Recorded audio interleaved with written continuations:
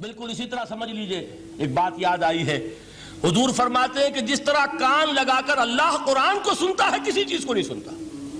ہمیں نظر نہیں آتا نا، ہمیں معلوم نہیں، ہم قرآن پڑھ رہے ہیں تو سننے والا کون ہے؟ سب سے زیادہ کان لگا کر خود اللہ۔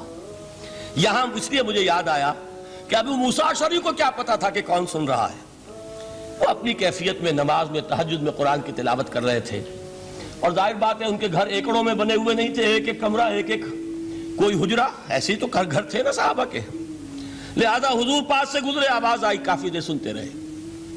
اس کے بعد آپ تشریف لے گئے، صبح فجر میں ملاقات ہوئی تو حضور نے تحسین کے انداز میں فرمایا، یا ابا موسیٰ انک قد اوتیت مزمارا من مزامیر آل داؤد، اے ابو موسیٰ تمہیں تو آل داؤد کے سازوں میں سے ایک ساز اللہ نے عطا فرما دیا ہے۔ جس طرح حضرت داؤد لہن داؤدی مشہور ہے کہ جب وہ پچھلے پہر رات کو حمد کے ترانے الاپتے تھے، قرآن میں ہے کہ پرندے شامل ہو جاتے تھے ساتھ، اور پہاڑ وجد میں آتے تھے، پہاڑ بھی ان کے ساتھ شریک ہوتے تھے۔ تو جس طرح کا اللہ نے ان کو لہن عطا فرمایا تھا، حضور نے تحسین کے انداز میں فرمایا ہے ابو موسیٰ اشعری، اللہ نے تمہیں بھی آل داؤد کے سازوں میں سے ایک ساز عطا فرمایا۔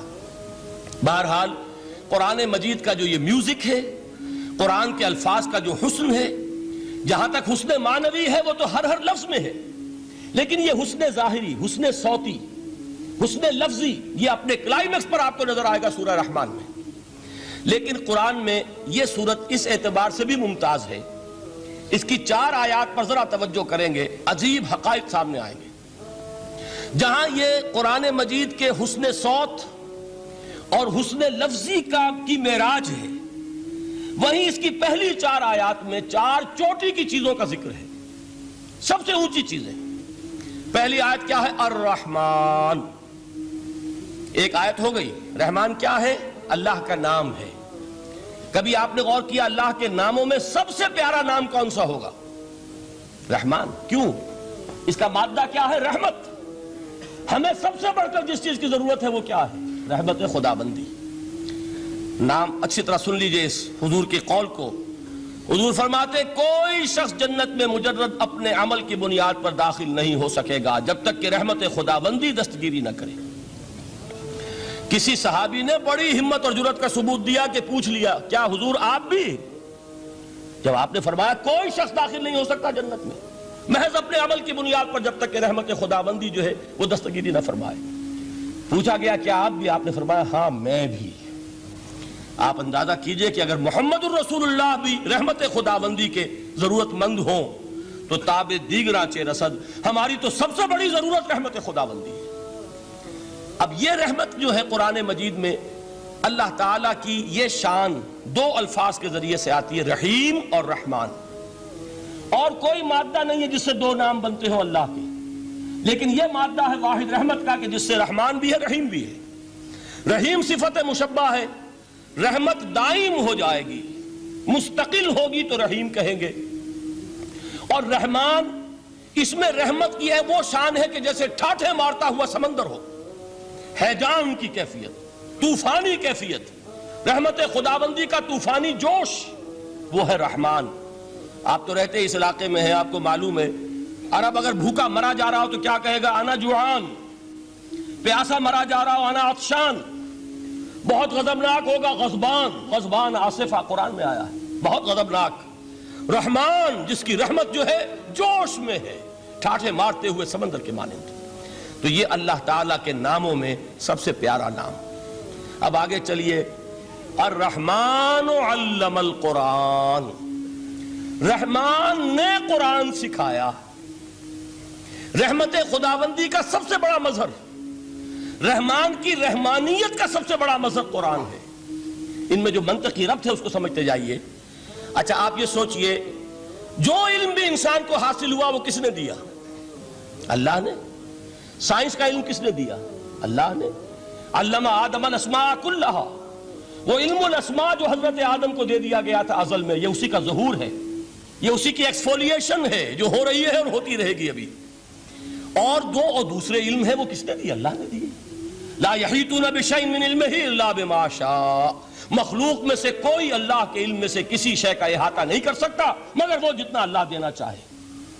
لیکن یہ کہ تمام علوم میں چوٹی کا علم قرآن. نوٹ کرتے جائیے، اب چوٹی کی چیزیں جمع کیجئے. اللہ کے ناموں میں چوٹی کا نام رحمان.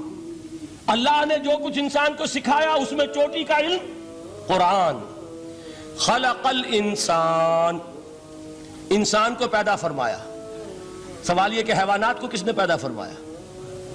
آسمان کس نے پیدا کیے؟ زمین کس نے پیدا کی؟ فرشتے کس نے پیدا کیے؟ کیا مطلب خلق الانسان؟ اس کی تمام مخلوقات میں اس کا کلائمیکس، اس کی تخلیق کی معراج، اس کے تخلیق کا نقطہ عروج انسان ہے. یہ ہے کہ جو مسجود ملائک بنا ہے. وَلَقَدْ كَرَّمْنَا بَنِي آدَمَ وَحَمَلْنَاهُمْ فِي الْبَرِّ وَالْبَحْرِ وَرَزَقْنَاهُمْ مِنَ الطَّيِّبَاتِ وَفَضَّلْنَاهُمْ عَلَى كَثِيرٍ مِّمَّنْ خَلَقْنَا تَفْضِيلًا. تو تخلیق میں سب سے اونچی تخلیق انسان کی، علموں میں سب سے اونچا علم قرآن کا، اللہ کے ناموں میں سب سے اونچا نام رحمان. اب آئیے چوتھی چیز، علمہ البیان، انسان کو بیان کی صلاحیت عطا فرمائی. کیا اور کوئی صلاحیت عطا نہیں کی؟ بینائی کس نے دی؟ اللہ نے. اسی طریقے سے سماعت کس نے عطا فرمائی؟ اللہ نے. کتنی فیکلٹیز ہیں، کتنے ایکسٹرنل آرگنز ہیں سینس کے، کتنے انٹرنل سینسز ہیں جو اللہ نے دیے ہیں.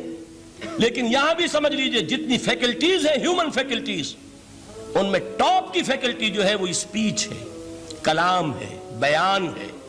جن لوگوں نے میڈیکل سائنس کا مطالعہ کیا ہے وہ جانتے ہیں کہ یہ برین ہے، ہیومن برین، اس برین میں جو وہ اوپر ایک زرد سا مادہ ہوتا ہے، گرے میٹر، اس کی ایک کوٹنگ ہوتی ہے. یہ ہائیسٹ ایوالوڈ فارم ہے اور اس میں سب سے بڑا رقبہ جو ہے وہ اسپیچ سینٹر کہلاتا ہے. اسی لیے انسان کو حیوان ناطق کہتے ہیں. حیوان کے اور انسان کے مابین امتیاز قائم کیا گیا، نطق، گویائی، بولنا. اب یہ کیا چیز ہوئی؟ انسان کی صلاحیتوں میں سے سب سے اونچی صلاحیت.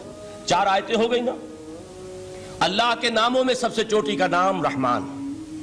اس نے جو علوم پیدا کیے ان میں چوٹی کا علم قرآن. اس نے جو مخلوقات پیدا فرمائی ان میں چوٹی کی مخلوق انسان. انسان کو جو صلاحیت اور استعدادات عطا فرمائی ان میں چوٹی کی استعداد بیان. جمع کیجئے، نتیجہ کیا نکلے گا؟